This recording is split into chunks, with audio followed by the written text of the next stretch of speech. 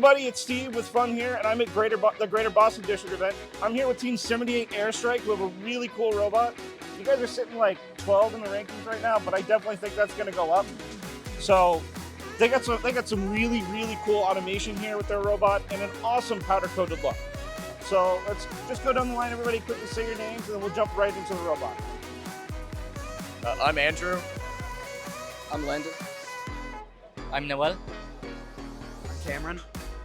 I'm Haley. Cool. Let's jump right in, guys, because there's a lot to talk about with this robot. I'm going to explain some of the basic superstructure. The main thing about our robot is we have this tilting continuous elevator. We have the motors here that control the pivot, which allow the elevator to tip up and down. And then we have another set of motors to control the extension of the elevator. And because it's continuous, all of the segments extend at the same time. Yeah, it's a bit heavy. And then what's this cording here that you guys are using? Is it anything special? It's Dyneema, which has very low stretch, so it's perfect for elevator stabilization and control. Very cool. And then another thing I want to talk about is the wrist here, which controls the intake. We have a gearbox here with roughly 151 gear ratio. It's fed up into this gear here, which can rotate the wrist into multiple different positions. We have about 180 degrees of freedom, and we can do it about 0.5 seconds. Awesome. Who's next? Go right ahead. So I'm going to be talking about the intake. We have this combined coral and algae intake, all powered by one motor. We're using polycarbonate tubes covered in cat tongue tape, which is sort of grip tape. It allows us, when we spin one way to hold the algae here, and the other way to hold the coral in here, the reverse outtakes. Okay. And I'm assuming this is your regular cat's tongue for grip? Yeah, it's just cat tongue tape. Cool. We're also using this polycord here that reverses the direction. Nice. It is interesting. I'm not seeing a lot of these super wide intakes this year. A lot of people went for like a real tight point loading on the bot, but I think you guys are going to be telling us a little bit later about why you guys did that, right? Yeah, our main reason for doing that was that we wanted to be able to get coral from multiple different spots along the coral station, so in case our alignment was a little bit off, it would still go in. We have this can range sensor, which cool. All right. What do you guys got next? So as Cam had mentioned, our intake is pretty wide, and it's responsible for taking in and putting out the coral. And since it's so wide, the coral can be put into any area, and we need to know where that is so it can accurately align itself with the reef so we can score properly.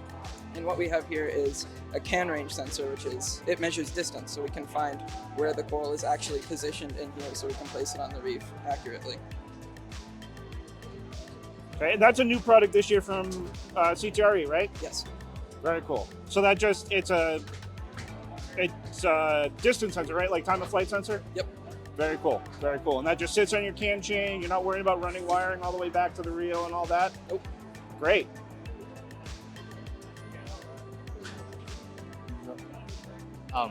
So what Landon was talking about there was using the can range to measure the distance at which the coral was relative to the center of the intake. And what we use that for is we have a lot of driver automation this year with our robot. As you can see here, we have 3 different April tag cameras, which are measuring the distance and relative position to April tags on the field. And we fuse all of those into one common position that the robot thinks it's in. And then we can use that to run various PID control loops and pathfinding commands to drive our robot autonomously around the field, even during teleop. So for example, when we're scoring into the reef, we have a button on the drive controller which automatically centers the robot and aligns it into the best optimal position to score into any level of the reef. So the 2 cameras here are cross-side to see the April tag that is very close up to the robot on the reef wall, and we get a very clean estimation of the robot's position. However, we do have the coral which can be at a variable distance along the intake. So that's what we use the sensor for. to know where it is exactly, and then we will offset the alignment of the robot to the reef by that distance offset of the coral from the center of the robot. So that way we can ensure that we always have a consistent scoring accuracy. We did measure the diameter of the branch pipes to the inner diameter of the coral. Is about 4 centimeters of error that we can have within our alignment and the reef. So we really did have to make sure that all of our both estimations were very tight and well, very accurate. Awesome. Furthermore, we have some more advanced alignments. We do use PID loops to move our robot, but we have also line segments defined on the field, which denotes the boundaries such as the human player intake stations on the barge. So when the driver presses button to align to those points of interest, it finds the closest point along that line and then uses a signed distance field to calculate the position of that closest point and then drive to an offset from that to ensure that we have the fastest, closest, least travel distance to have the shortest cycle times while remaining fully autonomous and continuous along any point of interest. And yeah. So just a quick question with that. So when you guys are driving up, how does your driver tell the robot, do you guys just basically say, hey, I want to go score there, the robot does it from there, or you guys still have a bit more manual control over it? I guess it's more of a combination, more between the two. The driver has control over any function related to the driving, so the driver can drive normal field-oriented swerve control, but then, as I said, we have buttons for aligning to every point of interest. Okay. So one left bumper would be aligned to left branch, the closest left branch. Okay. Right bumper would be closest right branch. And then once we get there, it is up to the manipulator to move the mechanisms. And again, there are also button presses, and it moves the entire mechanism to a preset, which is then activated to score by another trigger press. Cool. All right, what's next? So aside from just the powder coating looking really aesthetically pleasing, it also serves a purpose. So on our base here, we have white powder coating to help see things that fall down to the bottom of the robot more easily. That is one of the cleanest electronics pans I've ever seen. Yeah, so we did a lot of purposeful wiring here. As you can see, there's wiring actually being fed through this tube and the tube over here with grommet holes.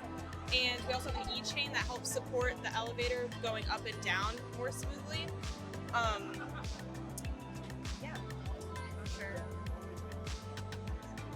sure. You guys want to turn it on quickly and just run us through all your scoring positions so we can see the spot in action? So here's our coral intake position from the human player coral station. There is our L1 scoring position. Here we have our our algae intake position. Sorry? Oh, this looks like that's L2 scoring position. Then we have L3. And finally L4.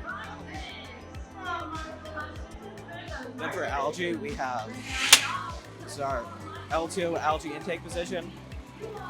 It's our L3 algae intake position. That's our ground algae intake position. And then this is our net position here.